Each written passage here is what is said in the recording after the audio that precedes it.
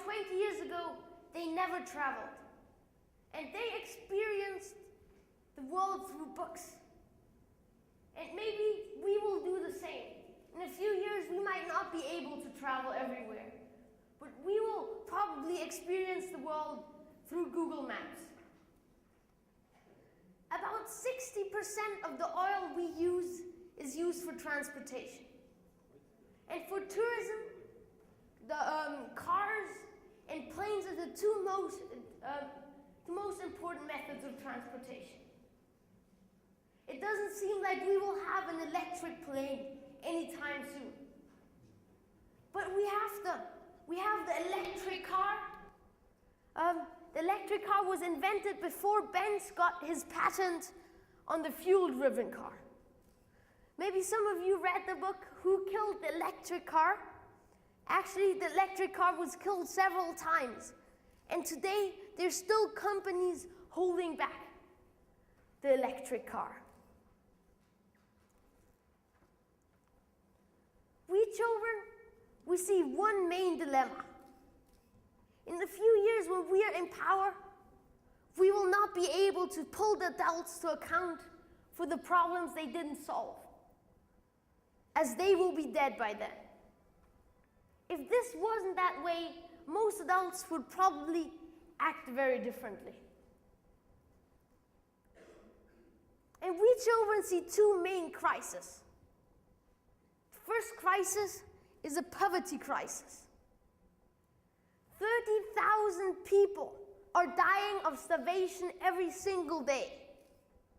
And 1/2 of the world's population lives with less than $2 a day. And the climate crisis. Every day we take as much carbon out of the ground as it took 1 million days for the sun to store it there. And everybody knows these problems. But we children don't understand why there is so little action. There are two possible reasons for this.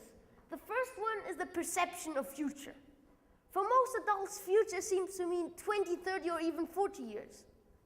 But for many of us children, 2100 is still in our lifetime. So for most adults, it's an academic question. If the sea level will rise by 1, 2, or 3 centimeters, or 7 meters until 2050. But for many of us children, it's a question of survival. The second possible reason is the example of a monkey. If you let a monkey choose if he wants 1 banana now or 6 bananas later, the monkey will always choose the 1 banana now. And it seems that many adults think like these monkeys. But we want you to understand how we children think. For most adults, 9/11 is the darkest day. At that terrible terrorist act, 3,000 people died. And today, we're still fighting wars because of it. But every day, 30,000 people are dying of starvation. Who is fighting for them? For us children, 12/11 is the darkest day. About 3 months ago, at the climate conference in Durban in South Africa. Since 17 years, the adults are discussing about our future at international climate conferences. And at the last such climate conference, there was a very simple goal: to get a follow-up protocol for the Kyoto Protocol, which ends this year. But instead of getting a contract which starts next year, the countries decided that there should only be a contract in 2020. This means that in 2013, 14, 15, 16, 17, 18, and 19, all countries can exhaust unlimited amounts of CO2. And this means that the adults are not keeping the promise they have given us. The adults are breaking the 2 degrees promise. But this promise is very important. If the temperature rises by about 2.3 degrees, then the Greenland ice will melt, and the sea level will rise by 7 meters. At the climate conference 2 years ago in Cancun, the island states stood up and said, we cannot support the 2 degrees goal. At that time, our islands will already be underwater. So the countries decided on 2 degrees / 1.5 degrees. But that's not gonna happen. At our academies, we children learn a very simple memory hook. If we don't want the temperature to rise by more than 2 degrees, then we're not allowed to exhaust more than 2 tons of CO2 per person per year. And if we don't want the temperature to rise by more than 1.5 degrees, then we're not allowed to exhaust more than 1.5 tons of CO2 per person per year. But right now, we're already at 5 tons. And this has increased by about 10% each year in the last years. And this means that until 2020, until we have the contract, we will already have set the stage for 5 degrees plus. And nobody knows what 5 degrees plus means. But once, when it was 5 degrees colder, there was 2 kilometers of ice above us right here.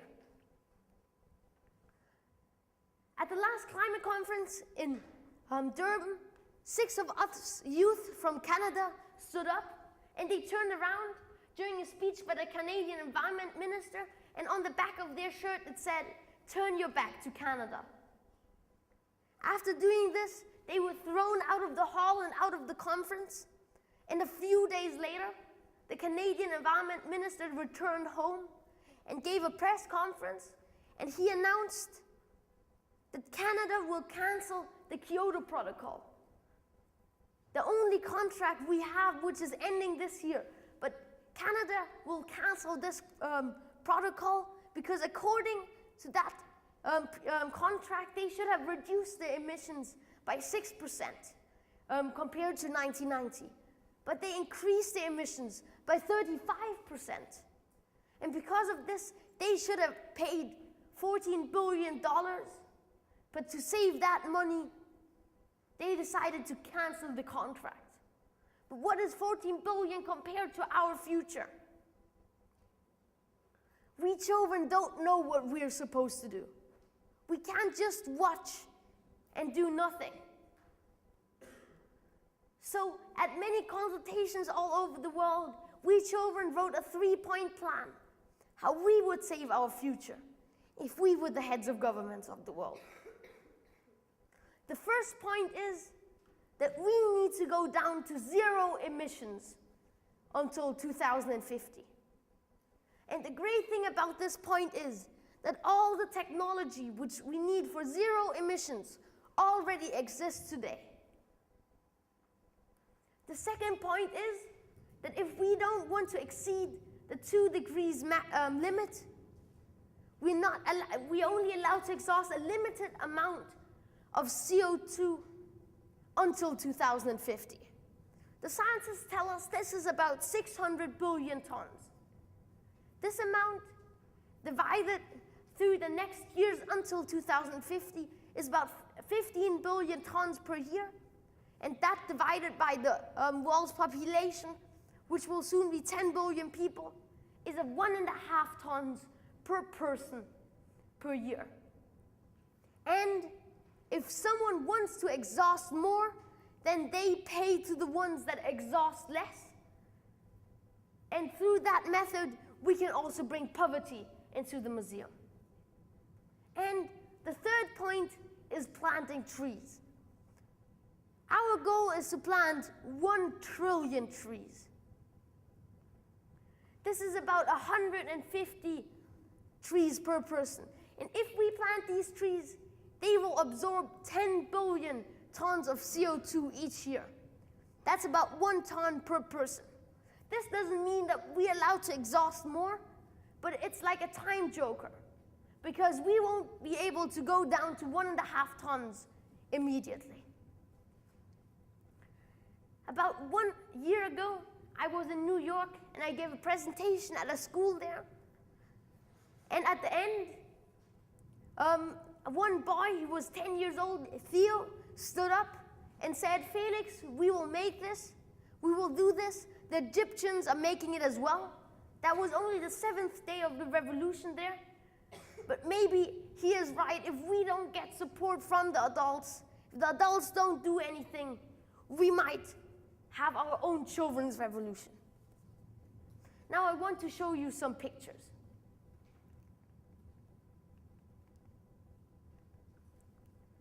When we started the project, Plan for the Planet, we thought we had to save the polar bear. But soon after we found out it's not about saving the polar bear. It's about our future. This is in Bangladesh. This is in Africa. This kid's not looking at his face in the water. It's drinking. So we made the sticker, "Save the Human." When we started the project Plan for the Planet, it was because we found out about Wangari Maathai, the Peace Nobel Prize laureate from Kenya. She planted 30 million trees in 30 years there with many, many other women. And that inspired us that we children could plant 1 million trees in each country of the world. She sadly died a few months ago. This was the first tree we planted 2 months after we found out about Wangari Maathai, and soon after, many children all over the world also participated in the project. Right now, in the last 5 years, with governments, with companies, with all people of the world together, we managed to plant 12.6 billion trees.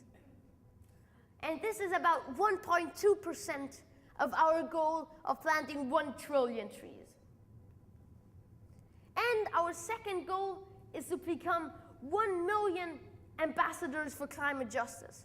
Ambassadors are children that have taken part at Plan for the Planet academies. Like there's some here. We're about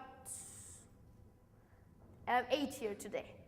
We're already 12,500 right now, and our goal is to become 1 million. We've had these academies in many countries all over the world. For example, this one was in Tanzania in the summer holidays. This one was in Pretoria, in South Africa, in Singapore about a week ago. This was at a girls' school with 400 girls there.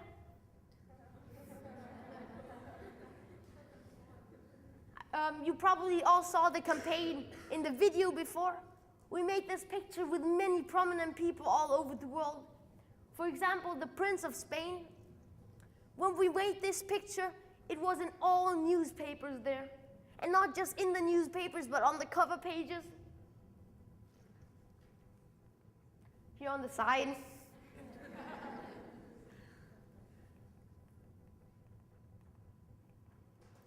Some children from Mexico also made something we call the e-card. If you click on our website and click on e-card, you'll get this window. Then you can upload a picture. If it doesn't fit, just upload another one. If it still doesn't fit, you can use the arrow keys. This is the president of Mexico, by the way. And then you can send the picture to your friends. We also sent our 3-point plan, how we would save our future, to all heads of governments of the world, asking them how they are planning to save our future. We sent this 3-point plan through the embassies in Berlin here, and we expected at least half of the countries to answer. But we only got 11 results. So we decided if the governments care so little about our future, then we will form the first global political party. So a political party in each country of the world that works together.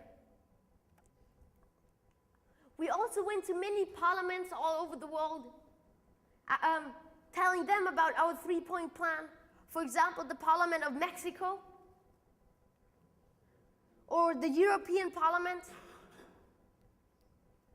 We also went to many UN conferences.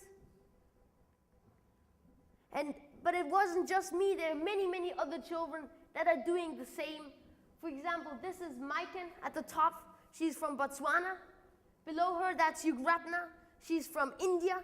She spoke at the United Nations General Assembly about 2 years ago. Then that's Clara. She's from Augsburg. And many other children do the same. We also went on Mount Kilimanjaro in the summer holidays. And we went to the top and put a flag there. And each January, many children all over the world go onto the streets and put speech bubbles on the Christmas trees after Christmas. These are word plays, they don't make sense in English. Or, please save my family tree. We also made many demonstrations all over the world. For example, this was here in Berlin about 2 years ago. One picture of our demonstrations also came into a German school book. Each kid in 10th grade who's learning about giving presentations will learn it, seeing Plan for the Planet. And we also started collecting the future fee from as many companies as possible. Future fee is that each company gives us 0.01% of their turnaround. And we already have about 30 companies to participate. And now we just launched our first product. It's a change chocolate, Die Gute Schokolade. It will be in 7,000 stores in about 2 or 3 weeks, all around Germany, Austria, and Switzerland. And hopefully, it will also be in many other countries soon. And this product will be launched through the social media. Most of you have probably heard about flash mobs, that a big group of people come together somewhere, all bringing a cushion, for example. And this is organized through Facebook or other types of social media. I'm done in a few seconds. And then people invented the carrot mob, that people come together and buy carrots in a store, and some of the money is donated to a cause. And we children invented the Choco Mob, that people come together and buy chocolate in a store. And of course, all this is organized through the social media. About 1 year ago, we launched our democratic structure. We have a global board with 14 members, and this global board is elected once a year. Our elections will be in about 1.5 months from now. And we decided that in our global board, no re-elections are possible, that as many children as possible can be part of the global board. We children also wrote a book. It's already in 7 different languages, and we've got the English version here. So if you want, you can get one of our books in the back or outside. If you give us your business card, that would be great. So I hope some of you will support us, maybe through the future fee or many other ways. Thank you.